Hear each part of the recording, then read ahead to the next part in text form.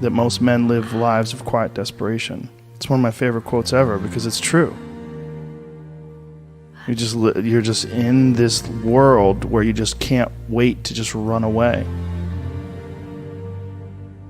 But I think one of the reasons why these people have this deep-seated anger and resentment is there's a bunch of people out there that have these lives that are deeply unsatisfying, because I think there are so many people that are working all day long doing something that is deeply unsatisfying and almost painful.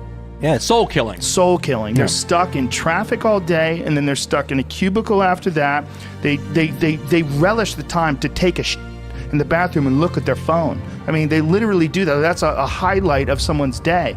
They get in traffic on the way home. They get home after that, they're watching television, and they're f***ed. If people have a regular day job, if you could just find some one thing that you do as a passion project and just keep building on it, just keep watering it, keep adding fertilizer, keep giving it attention, keep giving it focus, and you can escape. You can escape, and you can be self-serving. You could be okay. You're gonna be okay. Making furniture feels good. If you make furniture for a living, and you feel a great satisfaction out of that, and you sell that furniture, look, man, if you can do that, you could cut those corners perfectly and sand everything down nice and stain it, and then it's done, and you get the satisfaction, and you sell it to someone, and that pays your bills. That is infinitely more satisfying than being stuck in some fucking cubicle working for someone that you don't want to work for, having to have these stupid fucking office meetings, talking to people in human resources, sitting down with your supervisor where they evaluate your job performance, and you're not really, you really need to be enthusiastic about this company. This company is your future. This kind of like, you're like, fuck, kill me now. There's a lot of people out there that would way rather do something else, and I hope they understand that they can. And people that are trapped in bad situations, one of the problems is you feel like this is your future. You feel like you're fucked and you can't get out of that. There's no hope. There's no light at the end of the tunnel. There's no rainbow. And if you feel like that, that alone can be incredibly defining and limiting. But if you look at yourself objectively and say, okay, I kind of am fucked here. I'm in credit card debt. I'm working in a shitty job. I don't like what I'm doing, but I have some ideas. I need to feed those fucking ideas. And I need to feed them and water them, and I need to set aside a certain amount of time every day to just try to make those things happen. You can do that. Everyone has a different personality. They have different interests, different things that they would be really satisfied pursuing. That's not encouraged. What's encouraged is go find a job. What's encouraged is go find some place that you can shove yourself into. Go find a square hole that you can stick your round peg and just fucking jam it in there and shave down the top and the bottom so you slide in with all this extra space on the sides and feel like shit for the rest of your life, because you need a job, because you're in debt, because you have credit cards, because you have student loans, because that's what everybody does. And so you do it too. That's what's wrong. You have an apartment you have to pay for. You have a car you leased. You have a wife that you have to feed. You have a child you have to raise. You have your mortgage. You have your this. You have your that. And that's where it all comes from. Well, the opportunity takes place usually when you're young and you don't have any responsibility. That's when you have your options. Well, your options are severely limited the more you gather responsibilities. Like, if I had to, as a 51-year-old father of 3, married man, pays taxes, has a house and a mortgage and a business and all that jazz, if I had to quit everything now and struggle the way I struggled as a stand-up comedian, it would never work. But the only way I could be this person now is if I took that chance when I was 21, when I was dead broke and had my cars repossessed and all that stuff. That's the only way you ever get where you want to go. You have to take a path that's dangerous. And most people want to take the safe path. And the safe path leaves you stuck in quiet desperation almost every time. It's hell. It's hell.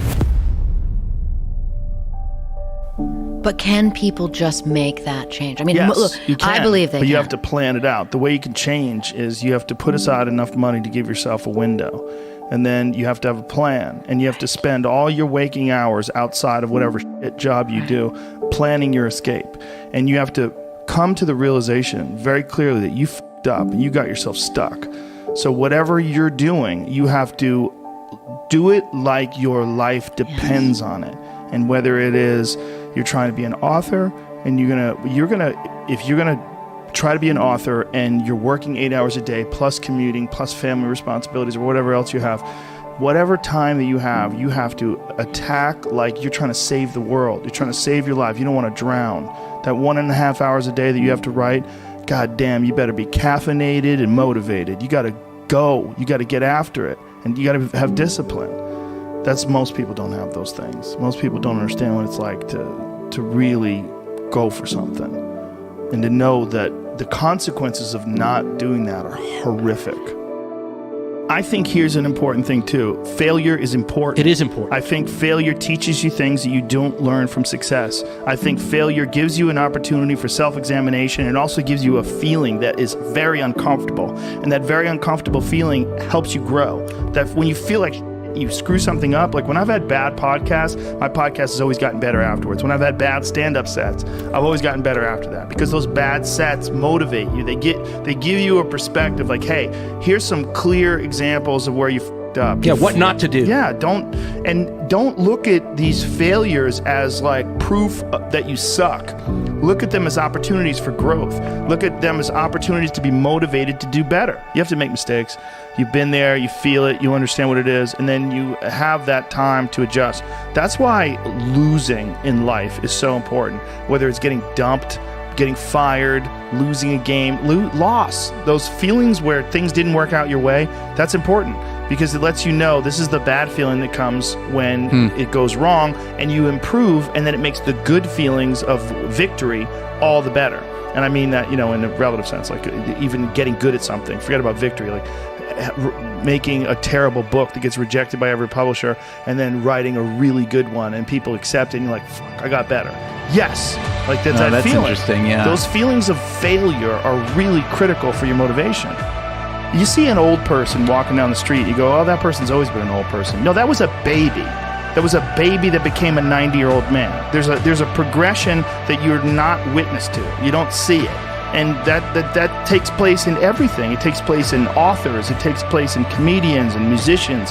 There is a starting point, and then with time and focus, and as long as you reevaluate and reassess and constantly objectively look at what you're doing and then pursue it with passion and focus, you get better at things. Don't be scared of failure. I think failure is awesome for you. And that's one of the reasons why, like I said, I like doing things that I suck at.